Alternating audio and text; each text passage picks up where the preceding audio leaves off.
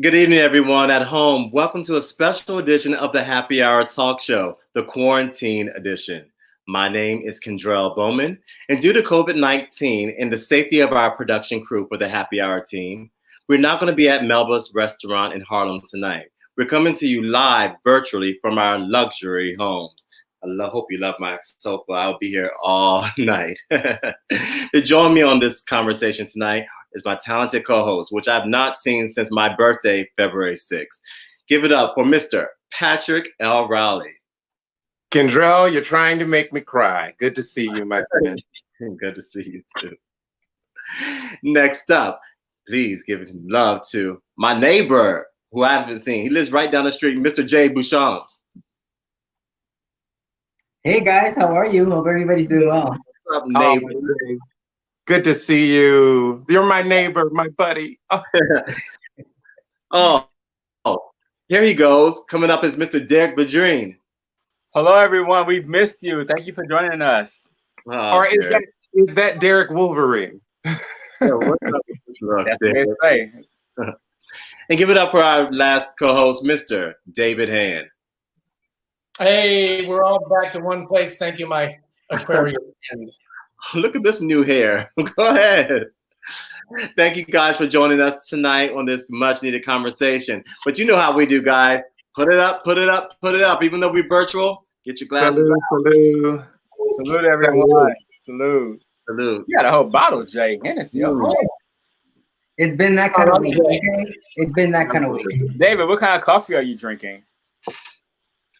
Bubbly sparkling water coffee. It's too late for caffeine. Okay. Oh, that's a good one. Okay. All right.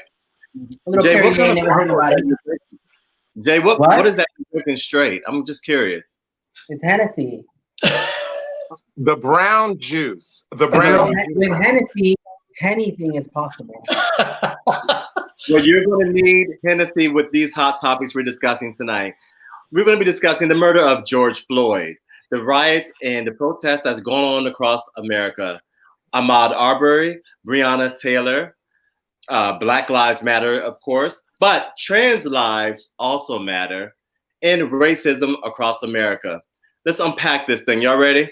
Yes. Already. Let's do it. It's time. All right. A couple weeks ago, we've all witnessed via social media the heartbreaking video when we witnessed George Floyd being murdered on camera in Minneapolis. We saw a police officer put his knee up against his neck, held it there, and we heard the last words of George Floyd, "I can't breathe."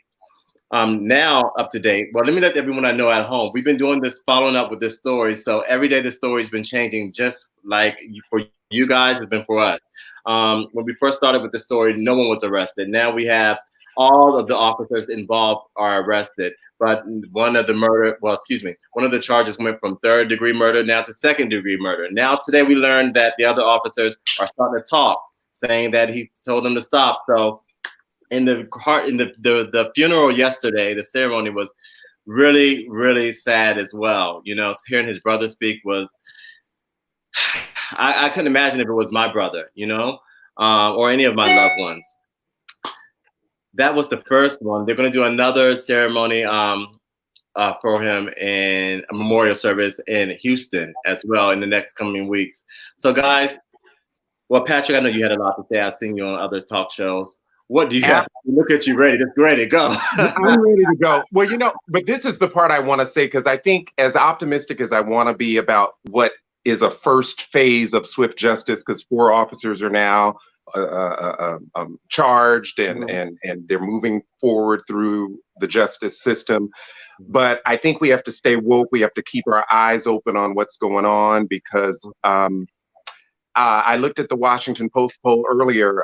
1/3 of Americans approve of President Trump's handling of the response to the death in police custody of George Floyd. What's up with that other third? The strongest rebuke comes from the African Americans with 90% disapproval. Now, what's up with the 10%? And the poll also finds that nearly 3/4 of Americans view the death of Floyd as a sign of an underlying racial injustice problem. That quarter is a problem. And I think that trickle that is going on in the pores of society could easily go on in this case. So we just all have to keep our eyes open and understand that this rippled protesting and this impatience that we all have at this point in time is for a reason. This is truly a tipping point. And I just want to make sure that we're all aware that this is something that's not going to resolve tomorrow. We can't let the quick justice of all 4 of these officers being charged be the thing that lets us exhale. We just have to stay focused. Well, Patrick, not to interrupt you, I want everyone at home to know on Facebook and on YouTube, on our pages, be a part of the conversation. Please go to the side and put your comments in, your questions in. We're going to address all of you guys, and we're going to get some of your questions up here on the screen as well. But Patrick, I want to comment about something that you said. You said swift justice. A lot of people don't think it was swift justice as you're saying. You know what I mean? If that video didn't exist, would it be swift justice? Was it just 1992, senior at Morehouse hosting the Maroon and White pageant, and I have to announce to 2,501 people that those cops in the Rodney King trial were acquitted. This, compared to that, is swift justice. So I'm saying let's keep our eye on the prize, but it hadn't happened this quickly in Minneapolis or really anywhere as far as the injustice with police brutality against Black men goes. It just hasn't happened. Yes, it could have happened yesterday or 2 days ago or 3 days ago. Thank goodness it happened this month, the way that this system is. That's what I think. This is definitely the perfect storm. I've been waiting for a moment like this to occur, and not to take it the wrong way. I've been waiting for a moment for us to come together as a race and for our allies who support love across this world to come together and support a common cause, something that's been overlooked for thousands and hundreds of years. So racism has never left. Racism has always existed. It's been masked throughout society, within the United States and also across the world. So this is the situation where we're seeing that, hey, because of social media, because of technology, we're saying that look at these things that are occurring. There are young Black men of all different ages, actually, that are dying. They're losing their lives because of poor judgment, because of racism. And I was waiting for a moment like this to come together, for us to come together collectively, because there's so much power in the Black race. There's so much power when people in the LGBT community come together as a united front to push legislation or reform or things that we want to see within the world. And this is the perfect storm, and this is what is occurring right now. And this is the time for us to keep pushing forward with this. And, this has happened in the past with Mike Brown, Trayvon Martin, where we protested for a little while and then we stopped. But I think because we've been in homes for such a long time and we've been in isolation, and because of COVID and because of the pandemic and the stay-at-home orders, people are finally they really want their voices heard. They really want things to change. They want a change in our leadership, which causes a trickle-down effect throughout the United States, but not only the United States, because the United States president is also, in some people's terms, the leader of the world. So this is causing a trickle-down negative effect throughout the world, and we want to see that change, and it's right now for it to occur. Well, I don't know why you're using the president, saying that the president is as a trickle-down effect, because what the president is doing and what he is saying is not what we're seeing happening in our streets right now of the change. So I kind of disagree with that. It causes negativity. It causes negativity that's occurring, and we're seeing the negative people that have not been seen on social media, on TV, people that we didn't know that existed because of social media. So we're seeing that still exists, and he's empowering his people.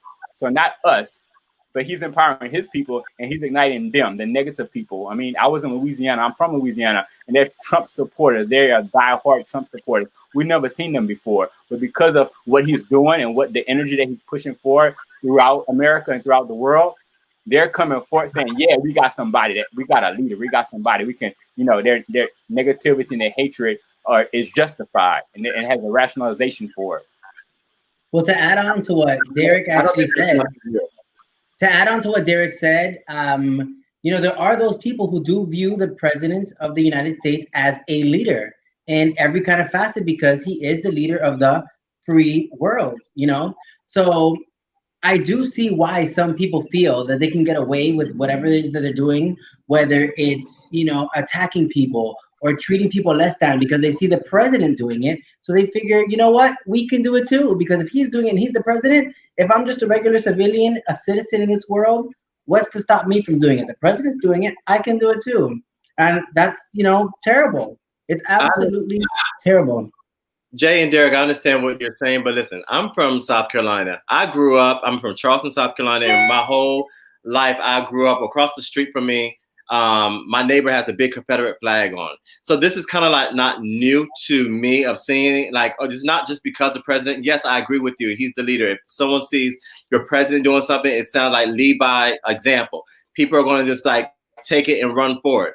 But what I'm saying to you guys is not since Obama's like first election, this is honestly the first time, unfortunately, under these circumstances, that I've seen so many young people of all races that are coming out together to stand together to fight for something. Unfortunately, we have to see people die, but I feel like a change. I'm being optimistic here. I feel like something great is going to happen. Things have to get really bad sometimes before things get great. Great. Yeah. If you don't remember our earlier episode, I said when would change take place? When would we start to see people in a movement occur? It's when people are marginalized, when people are boxed in, when people can't do anything. That is why this is a perfect storm, because we're boxed in. We can't do anything because of COVID and not because of what we're seeing on TV, and we're isolated and we're in homes and we're seeing this all on our screens. This is all we're seeing day and night. On social media, we're on the news, and it's energizing us. Go ahead, Patrick. To your point, Derek, though, as energizing as it is, I am 100% for the righteous, and that is each and every protester. But let me tell you, we are in a pandemic, people. And so I just need for this perfect storm to be measured also by the continuum of testing, because the more we are gathering as we are gathering, these are also spikes that we have to be concerned about as we're trying to, via social distance, get back into society. And I just want everybody to have that PSA as a piece to everything that you choose to do around social justice. We are still in a pandemic, people. And I just need that to be said and spoken. We are in a pandemic, but I haven't heard anything on the news about nobody getting sick recently. I'm just saying. I did look up some statistics right before a few hours ago, and there's actually 20,000 cases of new corona cases. I think you mentioned this as well. 20 new coronavirus cases each and every day within the United States within the past week. There's 4,500 deaths that occurred since this past Sunday. So we are still in the pandemic. Please protect yourself. Protest smart. Protest with love, without looting, without negativity. Let your voices be heard. Yes, Patrick, protect yourself. Be smart. We know what the conditions are and what measures we need to take when we go out in public right now. You can go out in public, but be smart about it, my people, my friends. Please, we love you. We want everybody to live a long, long life. Go ahead. There's the person who's been traveling so much. Protect yourself. Yeah, that 20,000, by the way, remember, that's what we're feeling now from Memorial Day. So this is a virus that takes 7 to 14 days to incubate. So, we really need to stay frosty, because, that's another opportunity to derail all of the good momentum that we have going from the protests that have gone on over the last 2 weeks. So just echoing what everyone says, stay healthy and practice your safety measures, and, don't take your eyes off the prize. But David, not for you guys to get off topic and let's keep talking about COVID, because we will talk about that in a few. But let's get back to George Floyd. But I want to ask you, David, all of us, we're minorities in this situation. And you live here in New York City. We've seen the riots that's gone around in Soho and also in Midtown. That it's getting really brutal. Police officers are running over people in cars in the Bronx. Like, how's it for you of having conversations with people or even navigating throughout this whole situation of racism right now?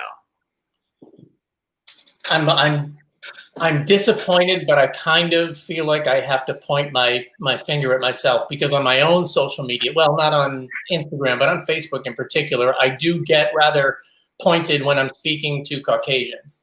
And so I did go out and I solicited on a few of my different platforms responses, candid responses. I said, let's have a conversation about race, about why so many Caucasians get paralyzed when the topic comes up, where they're afraid of saying the wrong thing, and that, you know, causes them to not say anything, which is pretty much, you know, buying into, you know, all the negativity. So, you know, in that regard, it's been tough. I was really hoping to have some deep conversations, but I see the typical stuff that everyone sees. I do see people in my feed getting shot down with, you know, well-intentioned quotes that are maybe a little off base or uninformed. But the biggest one I still can never get over is the sort of deflection that I see happening. The first comment on the first post I made about George Floyd, I'm sorry, about Christian Cooper, was about the dog. And God, that's painful. So, and you know what, the other thing obviously is, what good does destroying everything do? And it's just, you know, people don't get it. Conservatives value property over lives. Target's going to be fine. They're insured to the teeth. So is Chanel. I really, you know, as much as I'm a model and I admire those brands, I am utterly unconcerned about any big name fashion house suffering any form of measurable damage in terms of loss from any of those protests. And, you know, we have tons and tons of evidence that it's not our protesters that are causing the damage in the first place. You know, we have subversive factions of the Minneapolis Police Department. You know, they caught one of their officers smashing windows at AutoZone, busted by his wife. So, you know, we're, you know, I think us on this side know how to protest.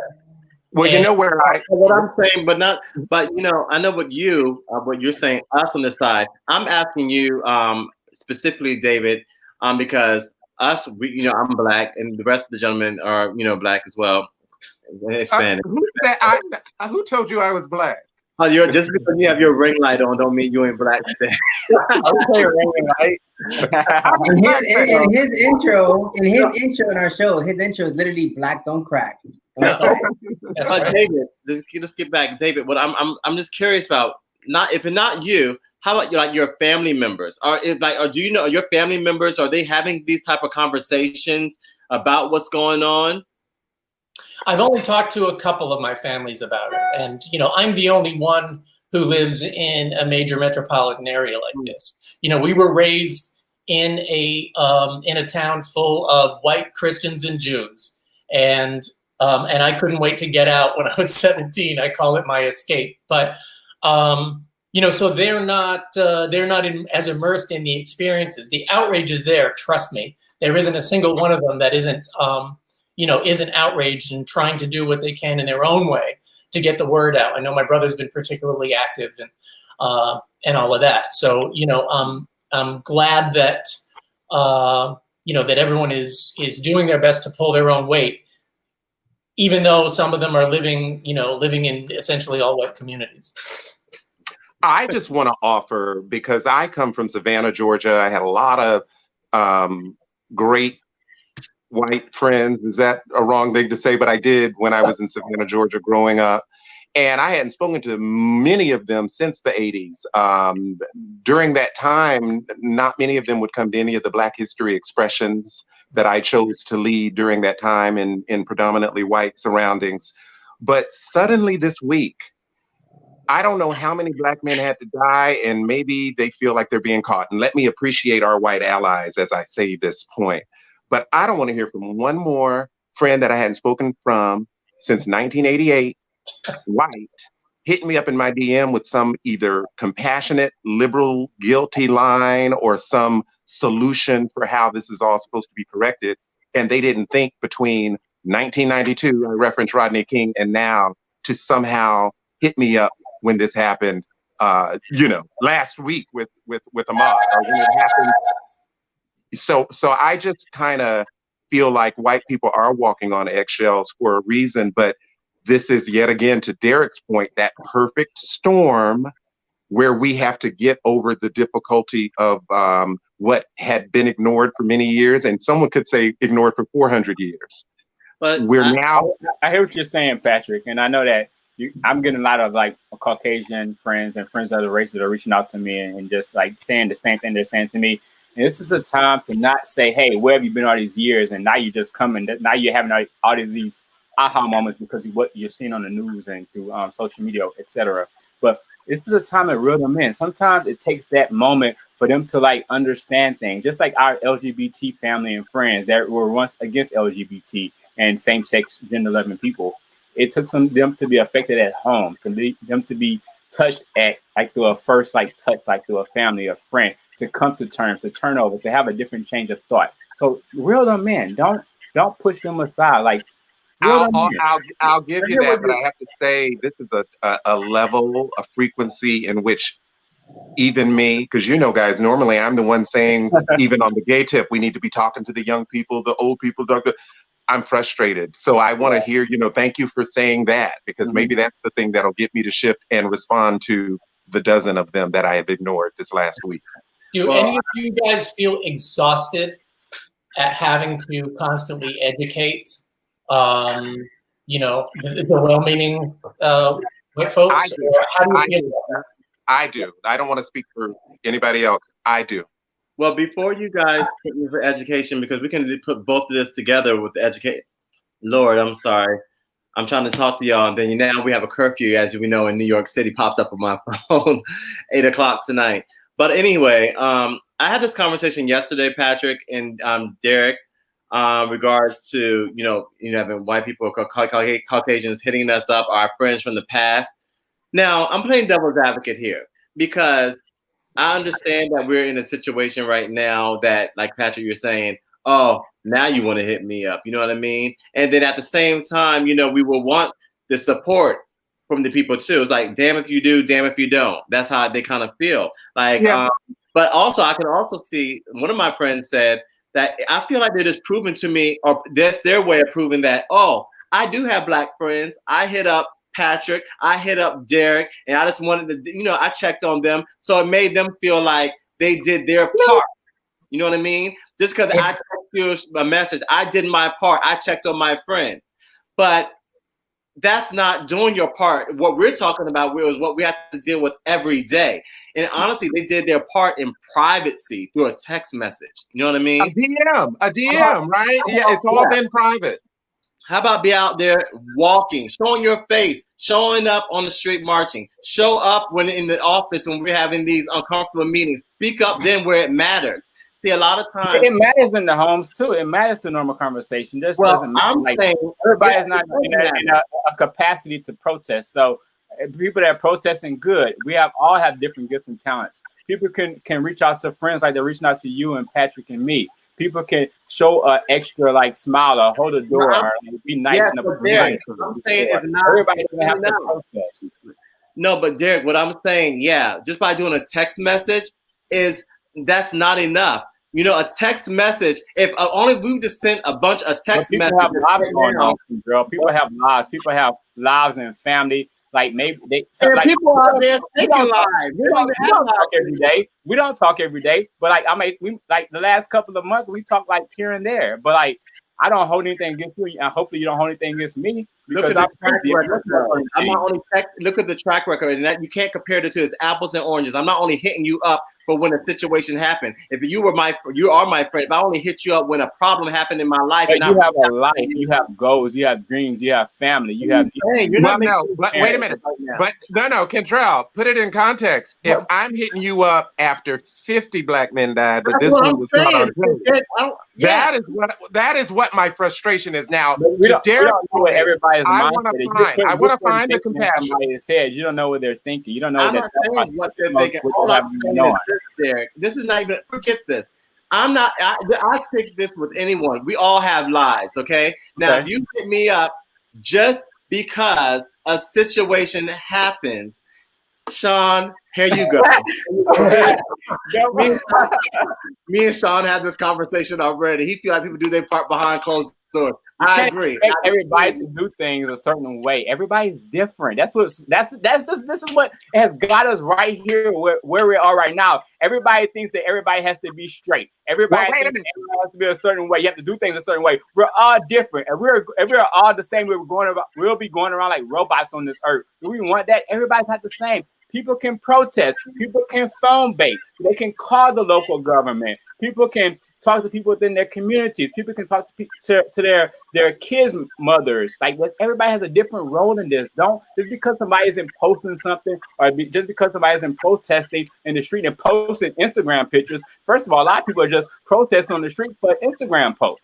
That's true. So just because somebody's doing a way it should be current, don't look at it as a negative way. If somebody's reaching out to you, they didn't have to reach out to you.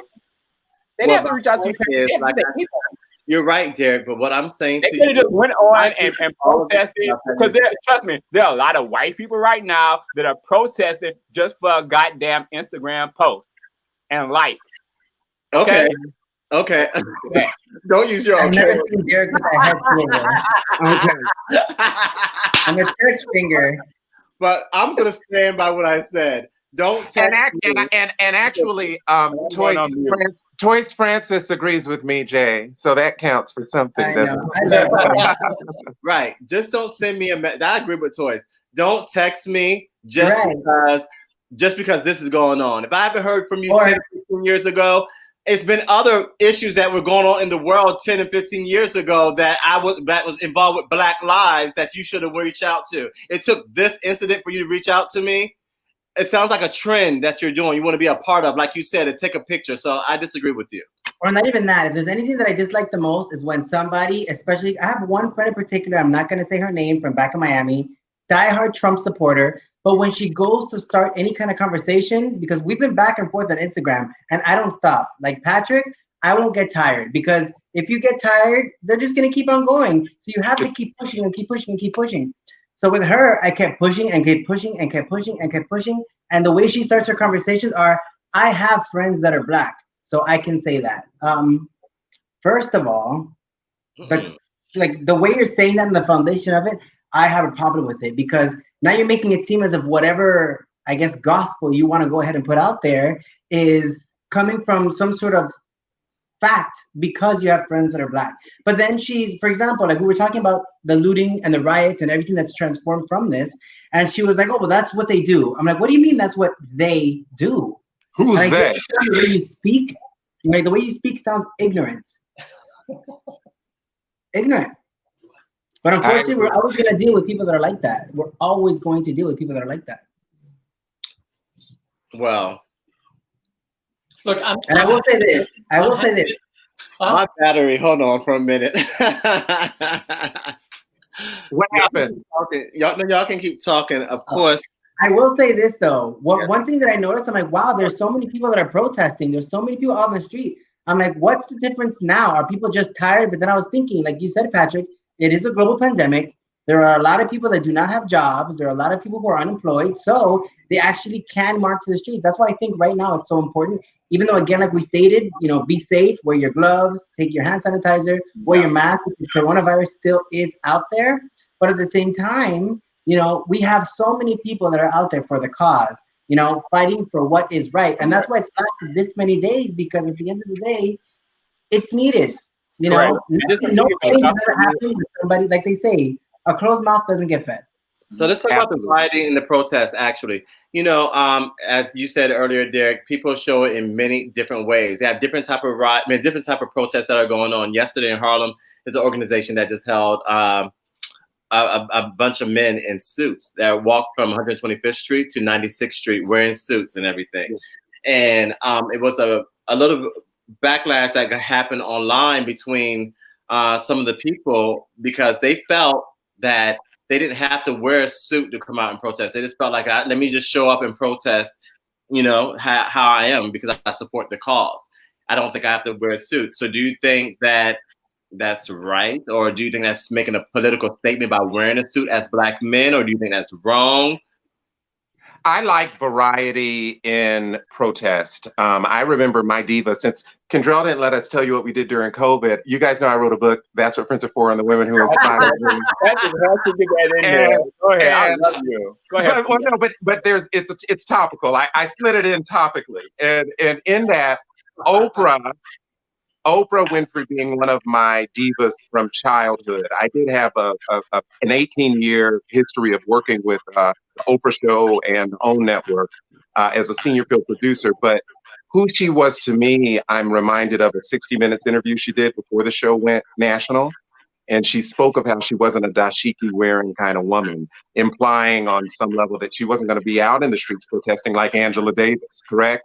But if we really look at what Oprah did, now she said that at the beginning of her career, she has been probably the biggest advocate, making use of her platform and her dollars to literally change the world. So I'm never going to be a person that tells you how you're supposed to let your rage show. But I do want people to know that there are a variety of ways. I'm a communicator, I'm a writer, I'm a producer personality. Kendrell and Anthony Wayne give us an opportunity to do what we do. It's going to change lives. It's going to help people look at broader perspectives. And so this is a little bit of what I'm doing. I may hit the street on any occasion, as I did in 1992, but there wasn't a COVID. I'm staying socially distant here in the meantime. Just me personally, that's my choice. But I have other virtual ways in which I can be a difference, not just for Black people, but for Black LGBTQIA folks, and for all folks. Those 10 white folks that have DM'd me, Derek might have changed my mind to go and maybe engage with them a little bit this weekend. When you have time, if you're on time, no pressure. But also, at that point, Kendrell, come as you are. Some people, if you feel comfortable, if you want to wear a suit, because you know what I loved about seeing the men in suits in Harlem? It reminded me of the Harlem Renaissance, a booming era for the Black people within the United States of America. We were booming, and we were sharp, we were clean, and we lost that touch in Harlem. Was in Harlem the past 8-9 years, and I saw that, and I looked at films of the Harlem Renaissance era, and we've lost that touch. But it reminded me of that Harlem Renaissance era, and that creativity era, and that entrepreneurial era of Black community within the United States. But also, come as you are, whatever feels comfortable for you. This is a moment where we can't judge people. I thought that Stacey commented that presentation matters, and while I agree with that, having that had that been a more sort of uniform look to the whole march, would have been a powerful thing. But I think that the more important thing is numbers. And, there were people down the block starting at the end from 96th Street as far as the eye could see. And while it was, supposed to be men and boys in suits, everyone showed out. And I don't know, the diversity really, really warmed my heart. What is Derek doing? Kendrell, Twizzlers in my drink. What's going on? What's next? No, I'm sorry. I was distracted by food. Y'all know I like to eat. Are you eating? Is that what the doorbell was? What are you eating? That's Derek eating, not me. Twizzlers in his drink. So, guys, I'm going to keep it moving to Breonna Taylor. Unfortunately, with Breonna Taylor's story, none of the officers have been arrested. Are you familiar with the story, guys? I am, and I want to say happy birthday, but please tell me. But give the story, please. Would have been 27. All right, guys. Breonna Taylor. It was about a search warrant. Things have changed in the since then of the story, but they came into the house and she was shot 8 times. They were looking. It said there were drugs that were coming to this address, to her home. Okay, and they had a warrant supposedly, and they went inside and they shot her. Okay, and since then, no one's been arrested. Just a quick correction. I don't think they had a warrant for her particular residence. Well, we have to do some fact checking. They have a warrant that was for one of the that was one of the addresses that was on the warrant. But they were looking for someone who had already been captured. Correct. But this is make sure that was one of the addresses on the warrant, correct? That's what I read. Yeah, that's what I read too. Yes. So anyhow, no one's been arrested for this situation as of yet, and people are Where now. is this taking place at? I'm sorry. What city and state? Let me not think. Where was that? I didn't retain it because so many Black people have been killed since then. Right. Look, I did see Is it Ohio? now her boyfriend was it her boyfriend or her husband? Louisville. The boyfriend. Boyfriend. Fired on police as In Louisville. Any gun-toting homeowner would do, and but apparently he was released. Yes. Right. He's been released, yeah, and cleared, yeah. Released. But even the fact that he had to take that beat is such a big part of the story. All of these anecdotes are supposed to make me feel better because a family member stole my identity last year. And I had this kind of shallow thought about it because what ended up happening, the city of Atlanta put said City of Atlanta versus Patrick Riley because you didn't come to court because I didn't realize that someone had used my name in a situation. Okay, like, oh my God. And my thing kind of superficially was, oh my God, could you imagine me going on a book stop in Atlanta and being stopped at the airport and the bloggers saying, did you hear Patrick Riley was da-da-da? This was my thought. Fast forward through these anecdotes, Breonna, Ahmaud, George, OMG, I could be dead. And it's not like, oh, Patrick's exaggerating and being dramatic. It's the freaking truth. Because they would have seen my skin color before they ever thought to find out that it wasn't me, before they ever thought to find out why I was in town, before they ever thought to find out my pedigree. It was the skin I was in. So this Breonna piece is the kind of thing I felt that could have happened to me. You know what I mean? So I'm disgusted at the whole thing. Unfortunate. That was unfortunate. But also for me, like I run a lot around. Like when I stayed with my sister the past couple of weeks in Frisco, Texas, I was running around a predominantly white neighborhood, and my sister was making fun of me because I just got my haircut 2 weeks ago, by the way, and I found out I can grow hair. But prior to that, I was running. I had a very, very rugged Wolverine, very, very Wolverine type look, and some old like baggy like clothing, and I was going into like white neighborhoods, running in and out. So it kind of reminded me of Ahmaud Arbery and like Breonna Taylor, just like being in a neighborhood or being in a situation to where somebody of different race can look at me differently just because of the color of my skin or what I look like. So that's why this time is just unprecedented in what we're going through. But also I want to point out that we have momentum now. The protesting, and it seems like we're doing boycotting now, and I hope that carries through. But also, we need to keep continuing through reform, police reform, not only nationally, but on a state level and a local level, to see reform to occur in the police, law enforcement offices throughout the United States. So when we talk about reform, we're talking about hiring methods, training methods on mental health awareness, racism training, stimulation training, fear tactics, them being put into simulation to like see how they adapt to like being put into fearful situations. And I know that the city of Los Angeles and some other cities, they're starting to cut funding for the police programs within cities and counties and parishes. But this takes away from those programs, and it also takes away from hiring the best in class to be police officers. What I would say in Louisville, Kentucky, where this happened with Breonna, since then they have all the police officers are now required to wear the body cams on their bodies and turn them on every time that they go out. So that's a new requirement. So that's a little progress. It's not, major. And that's a part of the funding. That's a part of the enforcement the reform that we want to occur for every single police officer within the United States to be required to wear a police cam. Right. And also there's progress in Minneapolis, no more chokeholds. And they did that quick. I don't know what the mechanism was, but there is a statewide mandate that the Minneapolis Police Department can no longer use chokehold as a defense. There was a chokehold. The same thing we hear that happened here in New York City. Right here. Okay. Yeah. There's one picture that's actually going pretty viral that my friend Toys that commented earlier posted.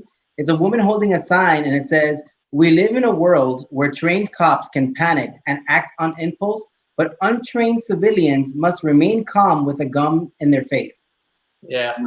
This, That is so true. that sign to me speaks so much because it's true. Like, how many times have you been in any kind of scenario where it is so unfamiliar to you, but the thought of it alone was always scary, and you find yourself in it and you kind of go blank? You don't know how to react, and then you just react on impulse. It could be sitting down, it could be just reaching for your phone because you want to record something, and boom, something happens. Right. Let's go back to Minneapolis. You talk about police reform. Well, it's a survivor that made it out there. A trans woman named Ayana Dior. This video just surfaced a couple of days ago, and honestly, this video is just as horrific as the video of George Floyd to me. She's seen in a convenience store getting beat by, I can't even tell you how many men at one time. It's at least like, Jesus, like at least 10 plus men. They're all taking turns. It started in the parking lot and then went back inside. She got so scared and went behind the register. And then they're coming behind and still trying to beat her. The trans female. And then this story is not really getting that much national coverage. I've seen it on some outlets online, from LGBT outlets, but it's not been really national news. She's a survivor of it. But I just feel like if we're just discussing, Black Lives Matter, we also should be talking about trans lives matter as well. Absolutely. Well, we do. The thing is, like, how can you say that you support Black Lives Matter, but then you're homophobic? Or you're this? It is still a person. And how does the way that person decides to live their life, well, how does that have anything to do with you? I just don't understand that. That is Jay, that is the perfect storm that Derek speaks of. Now, this behavior meets homophobia at the pass. And we are yet again left frustrated and to figure out what to do. It's going to be through this pesky tipping point that Black people maybe make a decision that homophobia is not as important as it had been to them for so many years. Correct. It should not be an issue. There should not be a Black person in America that should be homophobic. But there are. Because we're all a different group of marginalized people, women, Blacks, LGBT. And so we didn't do but to Patrick's point, one of the things what I've been doing during quarantine is researching, and I'm publishing a short book on same-sex scriptures in the Bible. So same-sex scriptures, that has been the Bible, and it has been the Old Testament specifically for Jews, Christians, and Muslims. Though that has been the background or the standing point that has caused people to have their mindsets to be against same-gender loving people, and also for Black people too.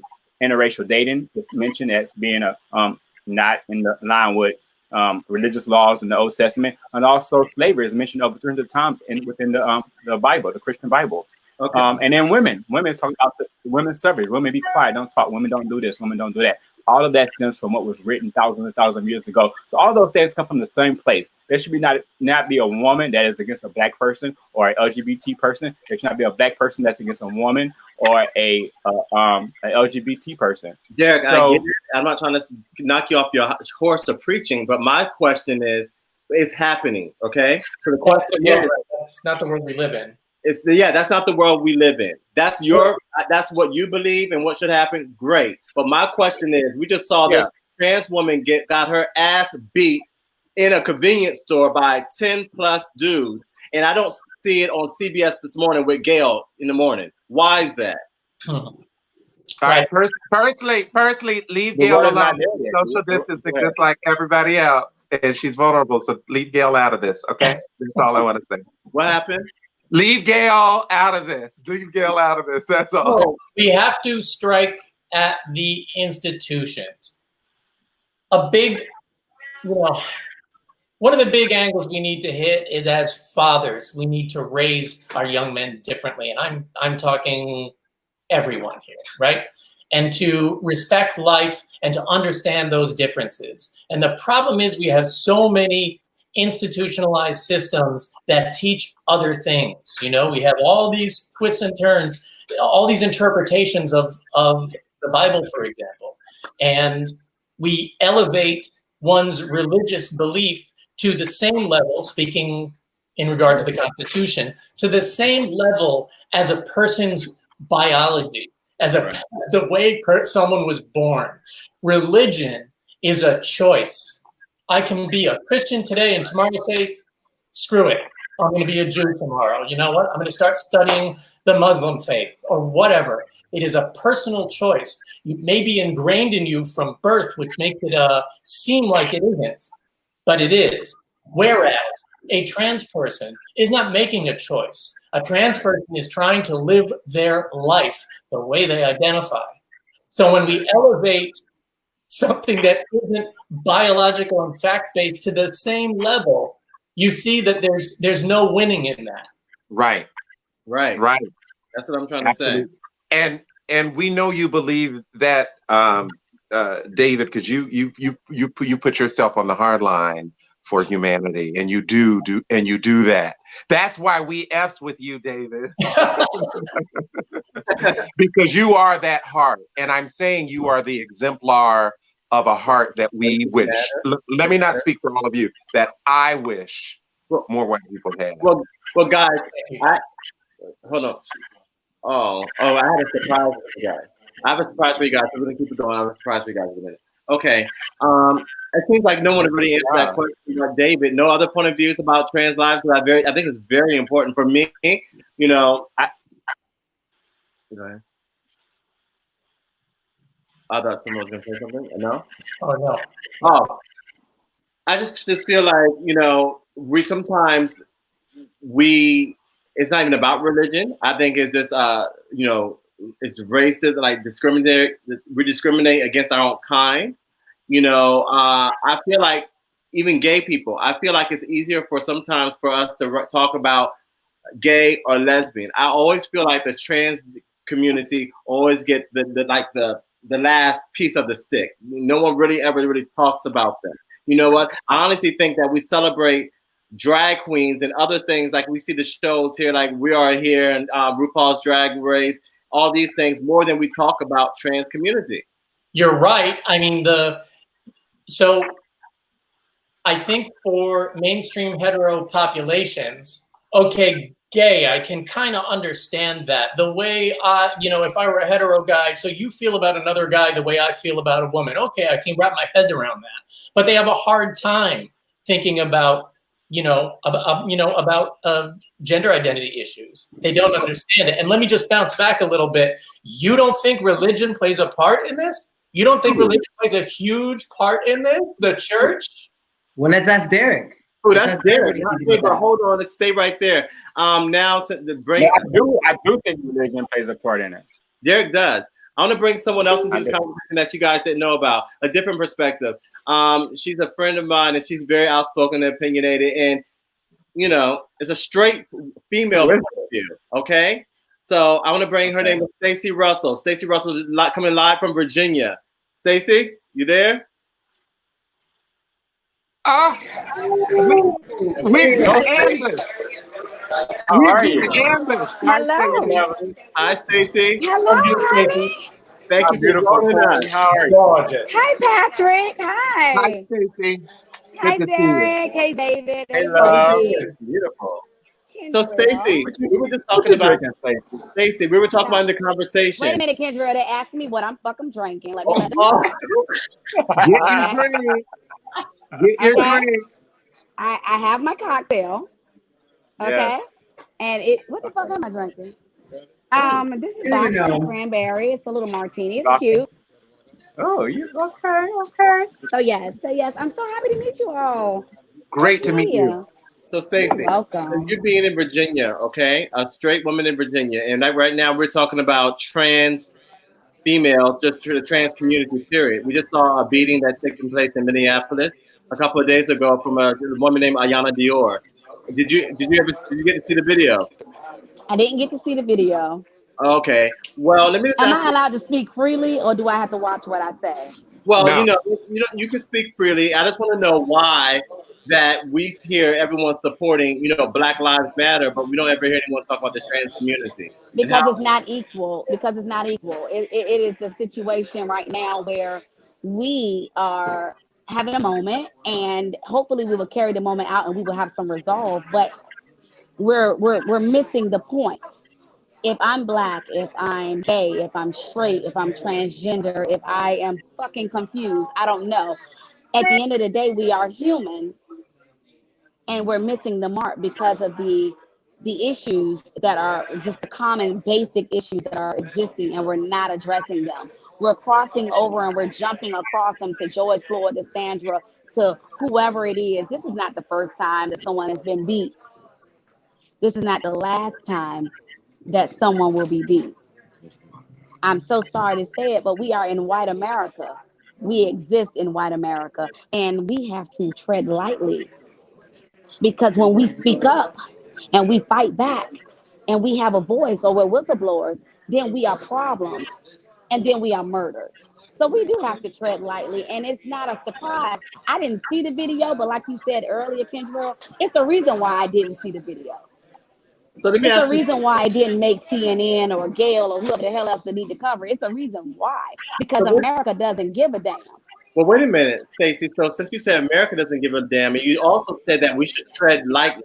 So are you saying that all the protests and things that we're doing every day in the street, you think that it's just going in vain?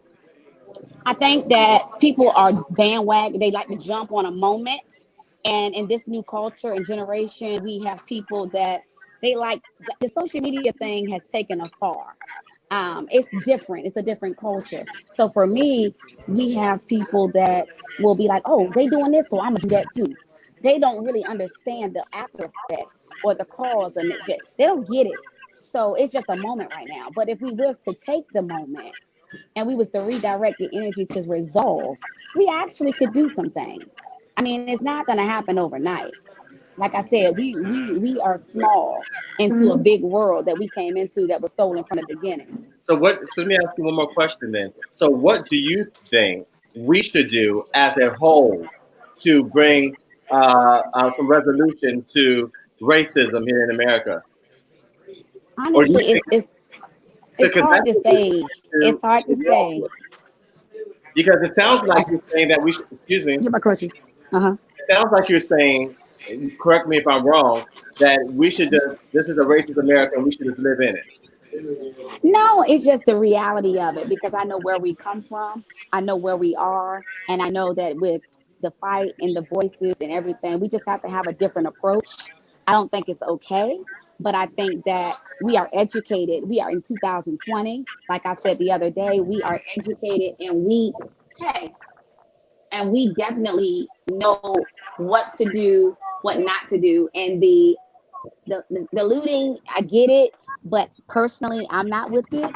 I just think that there's a way that we can come to making some resolution, and I just think that the cause to the problem, it comes in the inner city with who we hire as police officers. If you mean to tell me that we have a police officers across the nation that are brutally hurting people and are attacking people and murdering people, maybe we need to look at how we make it so easy to become a police officer.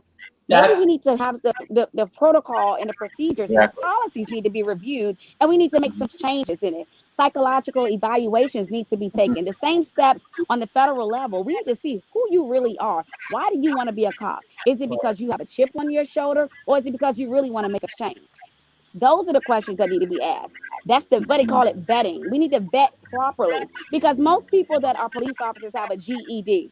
Okay, nothing wrong with the GED, but I'm just saying that we need people with psychology degrees, or people that understand things, have some sensitivity training, people that get it. People that may look like me that are cops doesn't always mean that they're okay with me. Black people can be racist. Asian people can be racist against their own. So it's not just whites against blacks. It's blacks against blacks. It's blacks against browns. We're against each other because we came into a country or a nation that is just fucked up. Okay, so guys, what do you have That's to the say about? cocktail. So guys, We're in a nation that teaches you to get ahead, you got to put down the next guy. And I hear you 100%, Stacey, in regard to, and this kind of dovetails off of something Derek said about law enforcement. That money, if we're going to hold back money, yes, we need to certainly invest in education systems and everything like that. But even the good cops today, anywhere, are all trained under the same racist system. And that is where we need to start. That is where we need to start new ways of training police and phase all of the old ones out. And all of I think that's the only way it's going to happen. And also, and Stacey and David, even though that's not new, the idea of it is not new. It's got to happen this time. And I feel like this, yet again, I speak to the tipping point. I think it's going to happen this time in a way that it didn't happen before, because I don't think we've had this level of polarizing in the nation, in the world, Yeah. Well, I would have one more question before we let Stacey go, before I move on. Stacey, I just want to close this out with you. Stacey, if you could say right now, how should America come together to let their voices be heard? What should we do? We need to learn how to talk, learn how to write, and take our ass down there and get some legislation, make some real changes. I mean, it's great to protest. That's the easy part.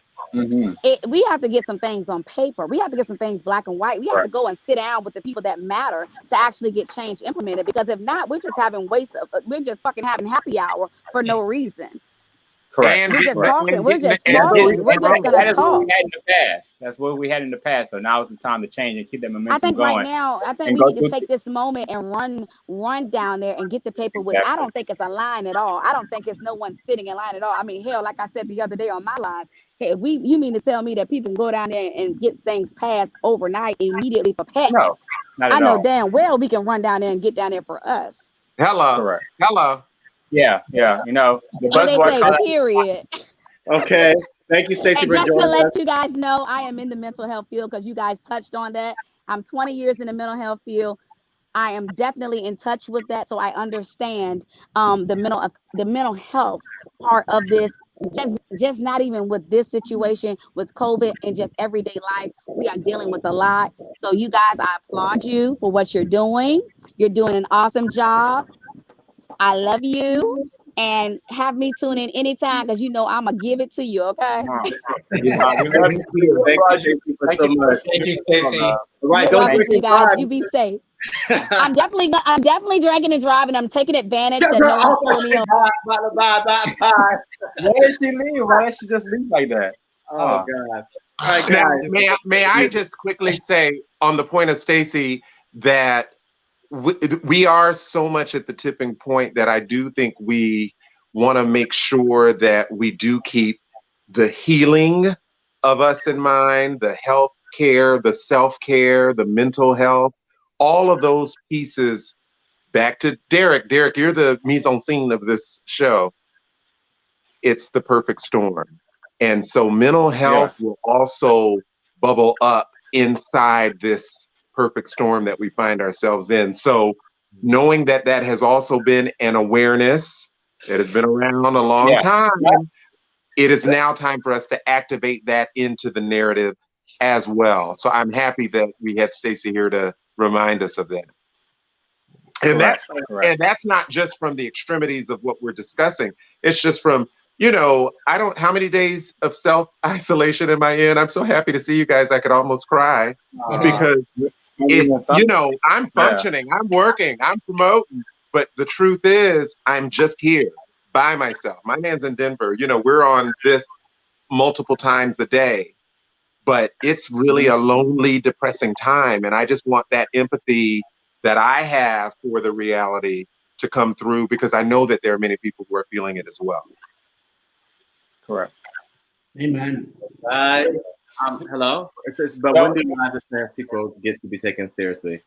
Coming on there real quickly, I think that it's a process, right? So women's suffrage was the first thing, Black lives, Black people within America is the second thing, LGBT community, and then the trans community, which is kind of like the last like little segment.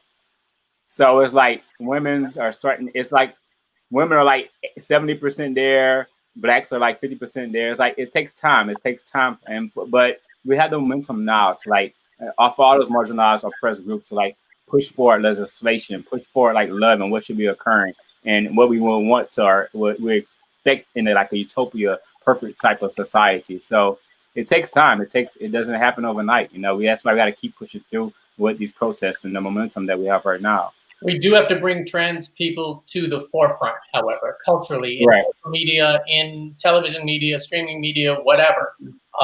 Because there is a big leap of understanding, I think, for a lot of heteronormative folks out there, and also the ones that are fighting religious dogma. But, you know, that's really a big part of what it's going to take. We're making progress. We're starting to see some programming and everything like that. And, but, you know, trans people are sort of the newcomers to that fight from the perspective of American society at large. So that's great.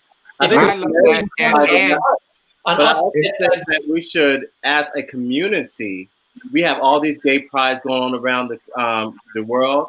How often do you see that we are trying to make the trans community a part of what we're doing in our own community, gay community? Yeah. I don't know any trans people. Like, I want to know trans people. Through my normal course of life, I haven't come across like somebody I can talk to that's trans. So it just takes that interaction and that first touch that we're talking about with like our straight friends coming in touch with like people that are same gender lovers. So it takes time, and I don't know about you guys, but I don't know anybody yet. So I'm still getting educated as well as a gay black man. I'm trying to get educated more about our trans community. You know, is it me or I'm the only one? Every time Derek says the first touch, you get uncomfortable. I think he's talking about touching. I just got on. What is he saying? The first touch. No, every time he says what? Every time he says what? He keeps saying, "Well, you know, the first touch." I'm like, "What the fuck is he saying?" I think that's your dirty mind getting uncomfortable. yeah. I'm just like, "Oh God, like what?" But guys, I'm gonna just keep it moving to something that I want to talk about because we all live here in New York, and some of us we work out in the parks. But thank God, I go to Riverbank Park and not Central Park. Amy Cooper, a couple of weeks ago, that she was caught. How can I put the word? I won't say harassing. Well, she made a false claim to the police that she was being harassed by African American man Christian Cooper. Christian. I forget his last name. It's Cooper, same name. I was right. Okay, I was right. Good. I was right. Christian Cooper. He was a bird watcher. He goes out there and he sees the birds and watch them in the Rambos. It's a part of the Central Park section. And Amy, she had her dog off the leash and it was disturbing. So he was like, basically get your dog. You know what I mean? Looking at her. No, wait a minute. It wasn't disturbing. It was illegal. Yeah. The worst. Right. In the Ramble. Yeah. In the Ramble, you're not allowed to have your dogs like that. Yeah. So and then we saw the phone. Have y'all seen the video? Yeah. Of course. Okay. So since that video released, it sparked a whole lot of conversation, not just about, race in the workplace or race on the street, but also, can you please get her picture off the screen? It threw me off. It has also brought up a situation recently in the Broadway community where one of my friends, Griffin Matthews, he made a whole situation about, Broadway's racist as well. So let's discuss this about, I'm sorry, David. I hope you don't think we're just like throwing this white stuff up on you today, but welcome to the happy hour. Wait a minute. Well, look, this is what I want to say. Amy Cooper, I have met Amy Cooper so many times in my career and life. I call her highly caffeinated white woman. Not all white women, but the kind of white woman who will be so good and liberal and kind until you cross her. And you might cross her with something as simple as what the bird feeder was crossing her with. Ma'am, if you could put your dog on your leash. I have seen a woman respond to me asking something similarly in an edit. And I'm not going to call any brand names out because I don't want to call them out. But I have been in that situation where that woman has left my edit crying. This after years and years of being amenable to letting them jump in my edit and use it for fixes and that thing. And then on this particular day, I said no. That particular what's the woman's name? I want to call her Karen. What's her name? Amy Cooper. What's her name? Amy Cooper. Amy Cooper decided to cry and go to HR on me, little old me. Y'all know I wouldn't. Patrick, let me tell you something. Amy Coopers are not just women. Amy Coopers are men too. I've experienced Amy Coopers in the workplace. You know, mind you, being a young African American Broadway producer and director, it was hard for me. On my first off-Broadway show, I'll never forget the experience in Mighty Real. I had this guy got so petty with me and told me, "Don't you ever use my stapler." And I never forget. He has in his office. He told me to put it back and put it back like this, and looked at me like almost he wanted to say, "Put it back here, you nigga." And it made me so uncomfortable.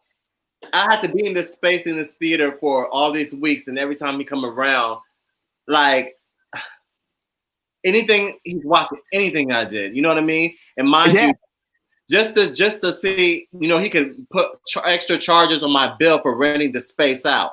Because then once we got a good review in the New York Times, he wanted us to, you know, did he want us to buy the show, or did he want us to do something? Anyway, he wanted us to stay in he wanted to bring his show into the theater, right? But we already had dates bought out. We already had these dates bought out. So he said, "Look, I'll give you a refund if you let me come in." So I said no, because we had a hit show of Sylvester on our hands.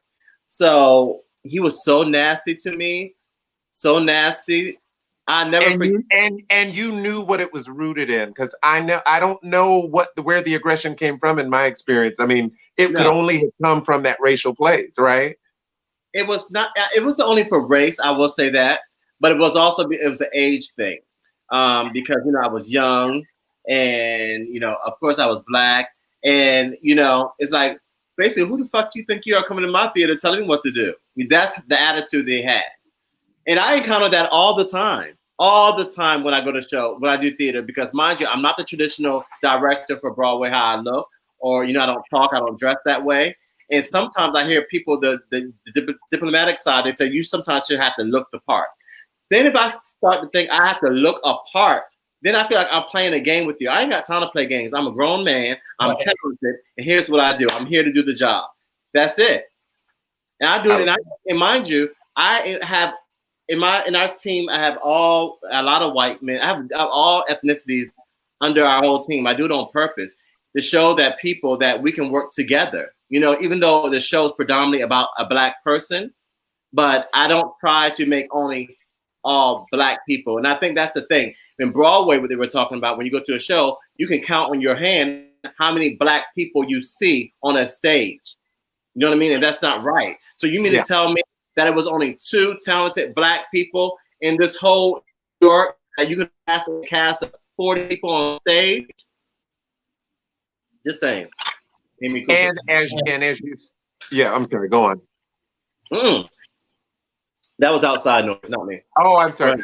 But like speaking about Amy Cooper, for example, for me, when I saw that video, to me, she pretty much said in like the sub like context of that was she picked up her phone and pretty much said, "Hi cops, can you come here and do that thing you do?" That's what she might as well have said, because when she was first claimed that there's a black African American man, he's threatening my life, she knew exactly what she was doing, because she felt that was going to be her fast card to be like in an express line to get to the front, to have the cops go and do something on her behalf, because she felt that they would actually do it. Because I mean, you're right. It was Central Park.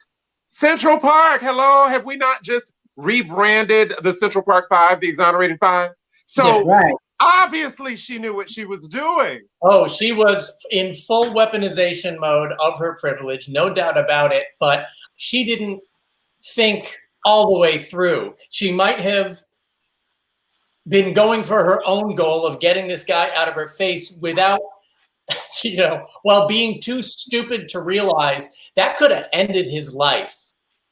I'm a little heartened by a similar case that just happened near Columbus Circle, I think it was. Look up Svetlana Flom, a white society lady who got in the face of a pregnant woman of color who was just having a seat on a bench in the neighborhood with "Why are you here?" and all of this stuff. And apparently she called the cops and said, "Here's this woman sitting in my neighborhood. I don't know what she's doing here." And she had some imagined threat. And from what I read, the police arrived and were like, "What? She's sitting in a public park bench in public." The same thing with that guy that was at that white man that was at the gym, and he had 4 people there of color that were in his gym that he's never seen before. So he assumed they just broke in there and they were using that WeWork. Because WeWork. They just, you know, they weren't tenants. They just happened to be there because they're taking advantage of the situation. And he called the cops and all that stuff when they happened to be tenants. But the point is, I hear what you're saying, David. You say she didn't think it all the way through. She didn't have to think it all the way through because of the white privilege that she's been living her whole life. Because when she shows up in the room, things just happen. You know what I mean? It's been shown. And no accountability. So you giving her way too much credit, and you giving this other white man way too much credit as well. If I got to think all the way through for this black person, why I got to think through? I'm white, so therefore they're going to listen to me over you. That's the mentality that they have. I'm on the same page as you. She knew exactly what she was doing, but I don't think she thinks she was looking for an expedient means to get someone out of her face so she could go on choking her dog. I don't think she necessarily had. Well, I don't know. I don't know the woman. You know what I mean? For me, her attitude was, "I'm going to show you exactly why I could do this and break the rules, and you can't." Yeah. To me, that's exactly what she was doing. Right, but do you think she willfully, or do you think it ever crossed her mind that this could end in his death? I don't think she cared. I don't think she cared. It didn't cross her mind. She didn't care. When somebody could think that quick on their toes, and come out with something like that, that is something to me that's like buried in their subconscious. Something that they've always probably thought about and wanted to say, and they just happen to do it. Yeah. Haven't we heard that about when people say, and I look, David, I know you're in an interracial relationship, but I've heard this many times when it's been a consideration. And when it's been a consideration, it comes up and you say, I know if we're on our darkest day and we're in our deepest argument, my biggest fear is that you would what? Call me the N-word. And I'm not saying that it's underneath what everyone is thinking, but this is an example of where it could live. Maybe she has never used the weapon. She used it that day. Okay. And that is the point. That's the point. There's this other guy. His name is, I think, AV2 on Snapchat, right? He's a real estate agent with like 2 different firms. You know, does pretty well for himself. And he just posted a video yesterday showing that he goes, "Oh, just so you guys know, for all you people who are looting and rioting and, you know, burning things," and he goes like this, he had an AK-47. He's like, "I just dropped $1,300. So somebody please," he's like, "I wish an N-word would." He goes, "Just please, somebody give me the opportunity. I want to use this." It's like, what? And then he posted an apology afterwards saying, "Oh, after I thought about it and I thought it through, that was really stupid and blah, blah." I was like, are you kidding me? Within 20 minutes, both on Twitter, it was Remax and it was, I forgot what the other realtor, they both said, "We don't support this, we don't this," X'd. Good for them. So I really do think, look, I'm 34 years old, right? I've been through trials, tribulations. I've lied in my past. I've tried to cover up lies. I've tried to this, I tried to that. But in my mind, I've always known better. And now at 34, it gets to the point where I'm so comfortable and I know exactly who I am. If something is going to come out of my word, no matter if I'm put under pressure, I'm going to make sure that I say what I want to say and that it's, you know, conscious. It's with fact behind it. It's because I truly believe in it. Because even in the heat of a moment, you can still take 2 seconds to sit back and be like, you know what is my best option here? But again, that comes with putting the work within yourself to get to a point where you can do that. So when times gets tough, you can still think logically. And that is the point. A lot of people will say, "Oh, blame it on the alcohol," or blame it on the fact that, you know, I was running late and I ran to the stop sign. And who knows? You know, it's always going to be an excuse. But at the end of the day, it all comes back to you. Because you know what they say? When you point a finger, you got 3 more pointing back at you. You know what I think about? By the way, that is my husband. My husband. You have what? I think about You said you would never, ever. What? That was my Anthony saying David would never. And then he said, I'm confused. Oh, that's so sweet. Hi, where's my Anthony? Why isn't he on here? I'm teasing. Don't compare and contrast now. No, but what I know this is a side note. I know this is a side note, but I actually met somebody a little while ago named Anthony, and I was like, you know what? I'm not getting into that. All the people that got Anthony, nope. We could do a quorum. Anthony, We would have a quorum. We just have to find two more, or maybe one and a possible. But anyway, no. But this is what I wanted to say. Is Kendra laughing? No, but this is what I wanted to say. It reminds me of Little Peter. Little Peter told me in 1980. It was a day where we were out. He went to Savannah Christian. I went to Largo Tibet Elementary School. We played sometimes because he went to the private Christian school. I went to the public school. On this particular day, we were both out, you know, because sometimes the private schools have different schedules than the public schools. So it's like we can play late. We were playing until 4:30. He says, I think you better go home now. My father doesn't take too kindly to me playing with niggers. It was something I'd never heard. I'd heard it because I'd seen Roots in '76, but I had never heard it like, huh? What? But the moment was just me going home. My mom said, oh, I thought you were going to play late. I said, oh, Peter said I should come on home because his dad was going to be home soon and he didn't take too kindly to him playing with niggers. She said, oh. He took the heat down. My dad happened to be coming home from work. Yes, Daddy had a 9 to 5 and he was coming up at 5. Mama met him at the driveway and they went over and they had that conversation. Said, you're never playing with Peter again. Now, I don't say Peter's the racist. Obviously, the father's the racist. But what happens in the rambles when that black man comes up to Peter? He remembers that he has a default. Did I not rush home because his daddy told him to make sure you're not playing with that nigga boy across the street? Well, I think goes back to what David was saying earlier in the conversation. You know, this all goes back to parenting from the beginning. You know what I mean? He said it starts with the process of how you're raising your child. So it starts at home. You know, I don't believe that you come into this world, any child comes to this world saying that I don't like black people, I don't like Asian people. No, they don't. I don't think Peter did. Peter told me what his dad said. Peter told me what his dad said. That wasn't those were Peter's thoughts. Have you guys seen that video of those two little boys? Don't feel away about that, I see. Have you guys seen that video of those two little boys? They must be like 2 years old or something like that. One is black and one is white. And they're both running to each other because they hadn't seen each other in so long and they gave each other a big hug. It goes to exactly what you guys are saying. Racism and ignorance and all that stuff, you aren't born with it, you know? You are taught it. You learn it. You from other people. You know, I remember in 1997 was the first time that I ever got questioned. I was raised in Miami. Miami, Broward County, it's pretty cultural, it's pretty diverse. You go out of that area, it is complete Trump town. That's why Florida is, I don't want to say Trump town, but it's very, it's very Republican. Even though I'm wearing a shirt. It's the South, yeah. But I remember this little boy asked me, he's like, I have a question. I was like, yeah, I didn't know him. Mind you, I was 10 at the time.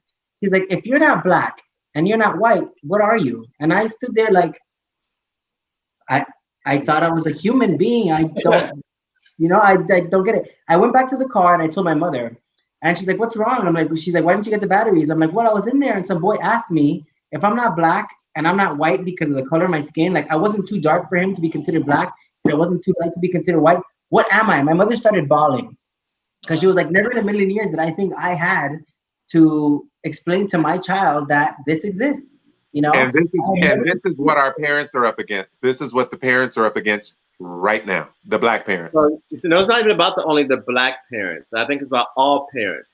We're in a situation like, you know, people are starting to feel like how we're saying, you know, it's white America things, and you know, black people, they're starting to feel like they're the lesser than everyone else. So like if you are raising a child, both people, not just the black people, a white family as well. Yeah. I think it's your job to raise a child of all of this, and not just let them go into it, because if you go into this like this, it causes problems. I feel like, because I've been with people before. Matter of fact, I've been in a relationship before with someone that they went and used the term, a black person that said, "Oh, well, I don't see color." And where I'm from in South Carolina, we saw color. You know what I mean? Yeah. So it was kind of difficult, and it came across for me. It kind of felt like I was the parent trying to raise or teach an adult about certain things of racism and colorism issues, especially when you're working in the arts. Because in the arts, we all are a family. We're creating the art together. We're just thinking we're a unit. You know what I mean? So in this process, it was hard for me to witness, for an adult to have to encounter issues of racism on the job and not knowing. You know, it's kind of like if any business, when you start moving up higher and higher and something, that's the more you start to see. When we're all down here, we're all a family, but more you move up, you got to see the people's true colors. And that's what happened in this situation. So I just think that we should just start teaching all of the children, just not black children, because even though we're saying Black Lives Matter, I think we should be teaching the white children, the Asian children, everything about America and their culture while they're young. Don't wait until.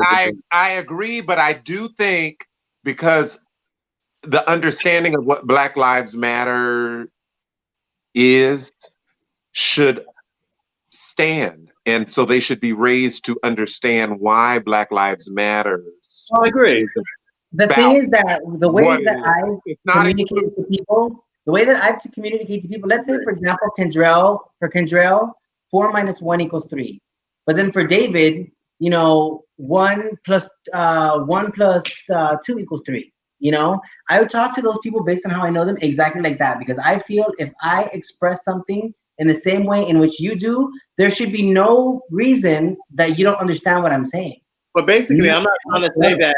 I agree with you, Jay. I 100% agree with you that people receive information differently. All I'm saying here is that the conversation is needed no matter. You can smoke signal it, braille it, whisper it, whatever way you want to get it across to the child, but we need to have the conversation, because a lot of times what's happening is what you guys are doing now. You're saying, oh, how David was saying, how do we have the conversation with our white friends and letting them know about black issues, da da da da da da da. You know what I mean? And we're having these difficult conversations as adults with these people.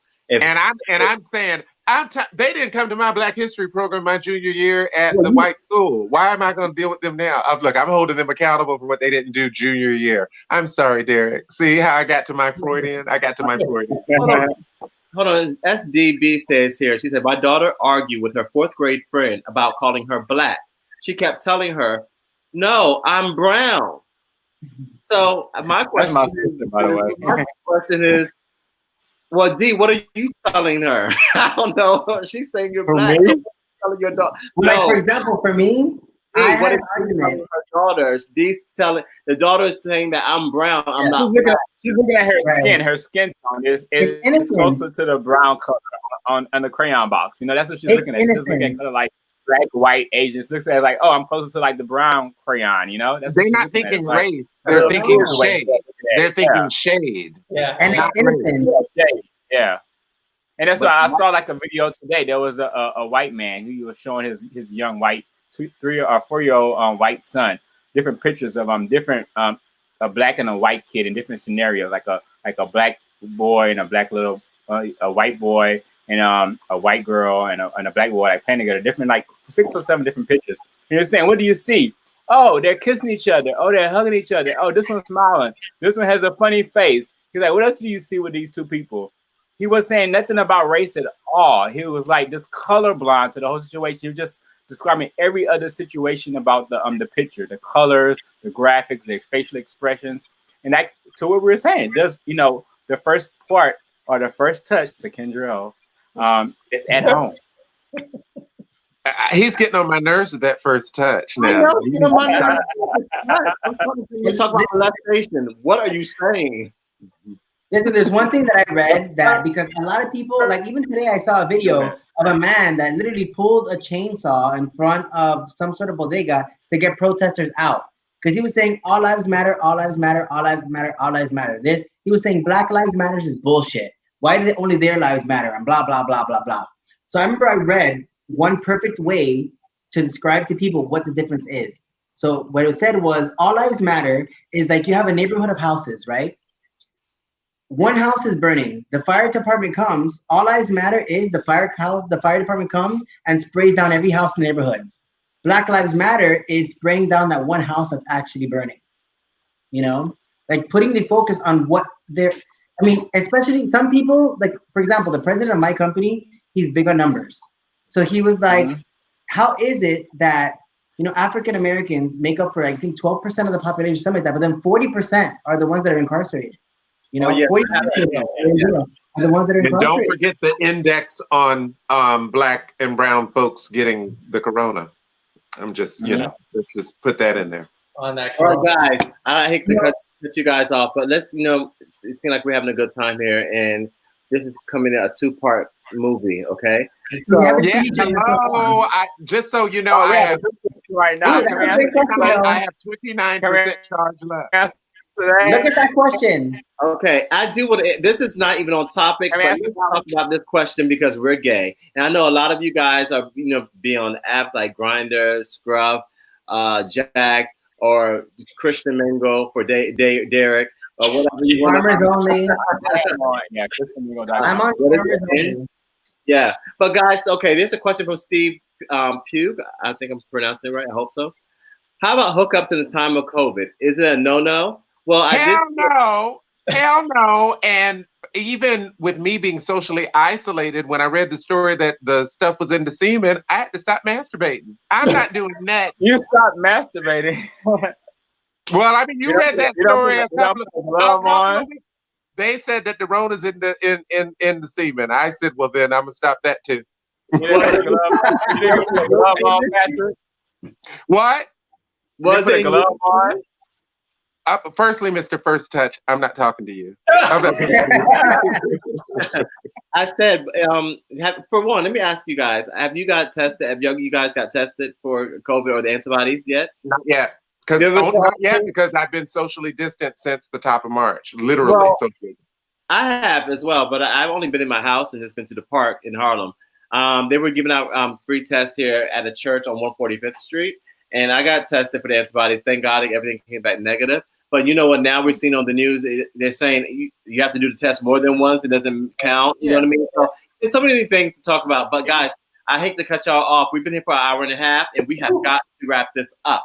So I want to do this again. If you guys would love to be a part of the conversation, you can do this again. Yeah, definitely. Because in a couple of weeks or a week or so, or give me a break. A break from what, Patrick? I've been on back-to-back Zooms all week. If Kendrell had let us tell you what we were doing, I would have told you about me being on Gay Like Me podcast with Derek J last night, and it is available and on demand. I would have told you about the African American Film Critics Association. Go ahead, Patrick. Go ahead. So I was going to tell you about the African American Film Critics Association Pride panel that was on Wednesday. It's on demand on the AFCA YouTube channel, and on June 17th, I'm going to be hosting the NABJ webinar, ushering in the final season with OWN of Greenleaf. So I want you all to know. Amazing. Congrats. Well, I have a little surprise of my own. I have, I've sang all my life, and I finally decided that this year was the year I was going to put out an original song. So I actually have one that I started reading that's called Look Outside Your Window. It's pretty much a song that describes everything that's going on outside because we're quarantined inside. And when can we hear it? When can we hear it? When can we hear it? I'll let you guys know. I'm still recording it, tweaking things, doing stuff like that. And it's difficult, because of how I have to do it, but it should work. It should be exciting. You have a background in entertainment. Tell the people a little bit of your Mariah pedigree. Come on. Well, I am a trained chanteuse. I'm kidding. I've been singing all my life. I was in Rent. I was in Chicago. I was the Hunchback in the Hunchback of Notre Dame. So I've done a lot of stuff. I was actually in The Sound of Music. I was John. So it's a lot of things that I've always had that passion for. But when I moved to New York, I was like intimidated. Because people go to Juilliard. People are from Alvin Ailey. People live, die, and have been eating this passion of theirs for so long. I'm just a guppy in an ocean. So that kind of put me off. But then now this whole quarantine got me thinking, I was like, I could still do it myself. I'm only competing against myself. You know, like I shouldn't compare myself to somebody else because there's always going to be somebody better. There's always going to be somebody who this. There's always going to be somebody who that.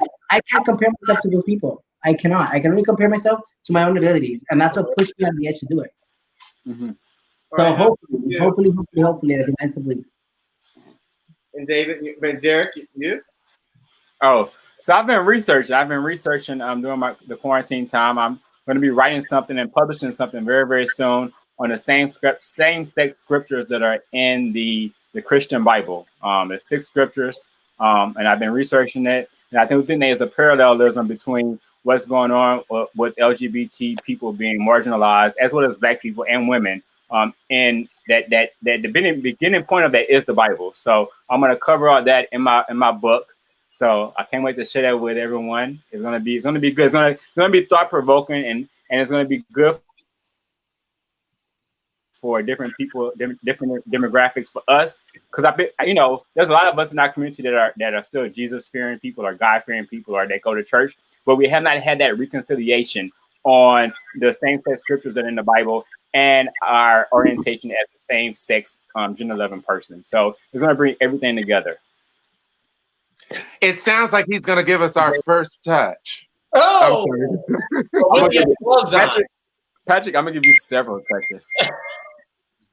This one. Just please wear gloves and a mask. That's all we ask. Exactly. Gloves, yes. David, you're next. David, you're always booked. As you can imagine, runways and castings are not a thing right now. So with a little bit of encouragement from my agencies, I kind of got the wheels to spinning on exactly what I can do to keep model game flowing during COVID time. And I'll take you on a very brief show and tell. Please. I got rid Take it off. Got rid of my living room furniture. I will step out of the lights, and you will see that we have the whole home set here. Oh, you got a studio. I built a production studio. We never use the living room anyway, so I built a production studio in the living room. I can shoot, a 6-foot person head to toe and walking, and then I've got a perpendicular space where we can do just headshots, makeup applications, that kind of thing, to produce content for modelly stuff and influencer stuff. I've had 2 paying clients so far, and I'm selling every day.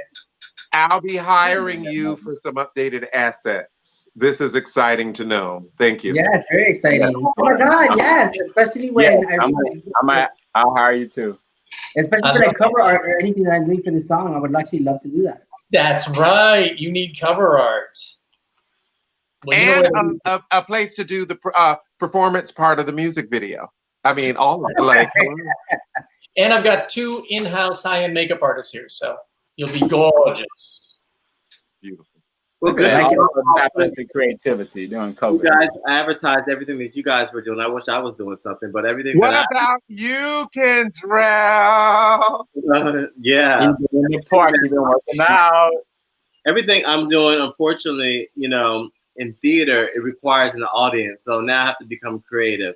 I've been doing a lot of home things. I've moved, so I've been doing a lot of home things. Today, the guy was doing the countertop, which is boring. But I've been taking this time to really get myself together, just me time. The gyms are closed, so I've been going to the park, running, and that's been a new thing for the past week. But I've also been starting to write a new show. We've been working on Sylvester stuff, but I've also been writing a new show by myself, a play. So a play that, I'll tell you guys about it later, but I'm writing a play.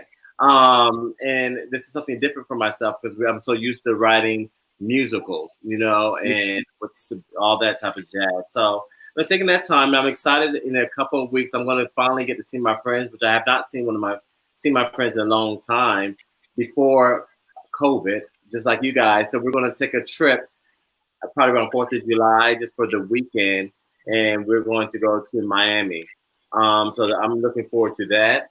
So And Kendrell, would you remind the people that we all hope to be where we hope to be Labor Day weekend? Well, that's for Labor Day. That's just for 4th of July. I'm going to be in Miami. And then for Labor Day, I want all of you guys, including the rest of you gentlemen, to join Patrick and I at the LGBT Music Festival in Mexico. I am an ambassador, and Patrick L. Riley there, he's an ambassador, and he will also be hosting the Vanguard Awards. I'm so happy to be there this year, and I'm going to be presenting all of our shows, which is going to be Mighty Real, a Fabulous Sylvester musical. And it will be such a reunion for us all. We'll be social distant-ish, whatever the regulations are. But hey guys, you guys, can I finish my speech? Yes. I'll let y'all do your advertisement. So I'm doing evening with Phyllis Hyman there, and then I'm also going to be doing Kings and Queens of Soul. So I'm happy for you guys to join us. Please go to the website lgbtqmusicfest.com. Here's the that's me in all white, like a virgin. Yes, I see it there. For the very first time. Yep. Lies and fornication. And that's my ex. Anthony, though. Anthony looks fabulous. That's me. And that's the show Mighty Real. But no, I'm just joking, guys. It's going to be a great time. Please join us and get your tickets right now.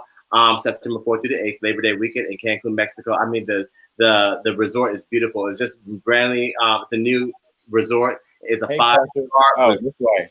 all inclusive. Everything's included. Yeah, I know y'all want to see. Yeah, y'all see me. You want to see me in both. You see me in white and blue. That's me.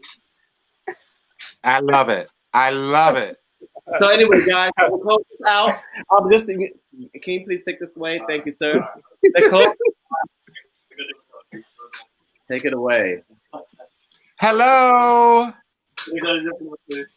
Take it away. Yeah.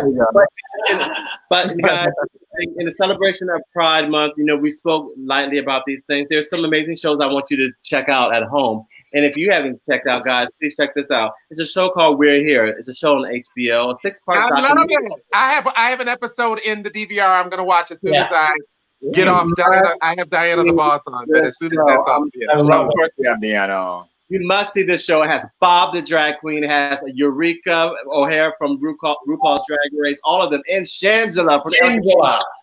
I mean, it's so great. These drag queens, these ladies, they travel around across the country. They go to these different cities, and they have different participants from each of the cities of a one-night drag show. And then you also, guys, have to check out Pose on season 1 is on Netflix. Yeah, we spoke about Pose last year, but it's on Netflix now. Season 2 is going to be coming up too. And remember, Billy Porter had won the Emmy for Pose, so you should watch it. And do you have Hollywood on your list? Let me run my list, okay, sir. Go on. So I also have the show Legendary. Legendary. It's a new reality competition. Think like this. Think RuPaul's Drag Race meets America's Top Model. Yes, this is the underground ballroom scene that's coming to the masses on national television. You're going to have these ballroom houses competing against, the best face category, strutting and walking, voguing, and they're going to be competing against for $100,000 at the end. So that's a must see. It's called Legendary. Now, Jay is going to sign up. Hollywood, Patrick. Go ahead. Tell them about Hollywood. Hollywood FX is a wonderful Ryan Murphy project on Netflix. It's a reimagining of 1940s Hollywood, starring Jeremy Pope in this composite character as a Black gay man screenwriter who goes on to do some amazing things that would have never happened for any one of us in 1940 Hollywood. But it's so good to see it reimagined. I just love it. And so I want you all to check out Hollywood. Beautiful. I think the acting is amazing in that show. Honestly, I love the storytelling, but it's the same people from Pose, actually. The Ryan Murphy. They came over. They brought the same team from Pose to make Hollywood. So you guys have got to catch up on it. It's a quick watch too, right? Yeah, it's a total binger. Shout out to Janet Mock. This is her first Netflix project on her deal. Her upcoming project is a biopic on the legendary, infamous plagiarist Janet Cook from the Boston Globe from the early 80s. It's a big story that she's going to bring to light. As a journalist, I can't wait. Okay, so there you have it. So guys, thank you so much for that information, Patrick. And also, please, guys, do not, when you're going out there to protest, please be safe. Please wear your mask because COVID-19 is still going on. It's not going away. People are getting infected every day. Please wear your mask, wear your gloves, wash your hands. This is still a pandemic that we're living in. And most importantly, guys, we didn't really get to talk too much about the president, but I'm telling you guys to vote. Use your right and vote. You guys want to go out and protest. You want to riot. I want to see the same energy when it's time to vote. We should not have this problem again. And can we just shout out the elections this week that kind of went in the direction, the right direction? I can't name them. Yeah, right direction. The numbers were up on our side. Well, I can't say our side because we're being biased now because everyone may not be on our side watching. Right. But whatever you feel in your mind, please go vote and make your voice be heard. And change is happening. That's the key. Change is happening. It's coming. Listen, I also want to mention that, if there are white allies who are stuck in the mud, not knowing what to say or what to do, there are a lot of online resources for you. One that was one of the first ones I looked into is called whiteallytoolkit.com. Check it out. And if you ever want to chat with me, by all means, reach out on any of my social media channels, and we'll have a little talk privately, handedly, and all that good stuff. Well, once again, single David handedly. And once again, I would like to thank all of you guys for joining in with us today on another special edition of the Happy Hour, the quarantine edition. I thank my co-hosts for joining me on this virtual edition. Thank you, guys. And I would like to still thank, wait a minute, guys. Let's thank our sponsors. Even though we're not there, I would still like to thank them for posting and still being supportive. I'd like to thank Melba's in Harlem, Melba's Restaurant. Melba, she's doing so much work in the community. Melba is donating so many dinners to Harlem Hospital staff every week. So I want to say thank you to Melba for doing that and for supporting the community and also still for supporting us when we're not even in her restaurant. She's a true Harlem leader. I'd like to thank Lambda Vodka. Lambda Vodka, I'm not drinking vodka tonight, but I still thank you and congratulations on their new opening that they're going to be opening in Harlem. It's called the Lambda Lounge here. It's on Adam Clayton Powell. Yeah, they're going to be opening that. So please support them. Follow them on Instagram. Yes.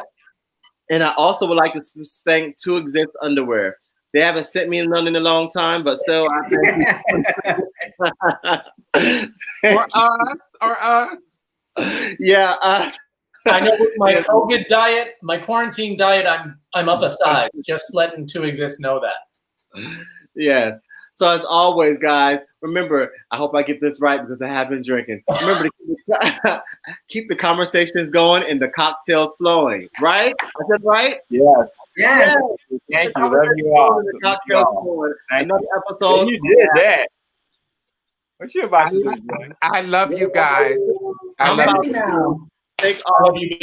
I'm really on a Zoom call. You know how y'all do for work? Y'all talk. I'm dressed from here, and this is me from the bottom. I'm not going to show you my bottom. I have on pants. I have on pants. All right. I'm not going to show what I have. No, I can't either.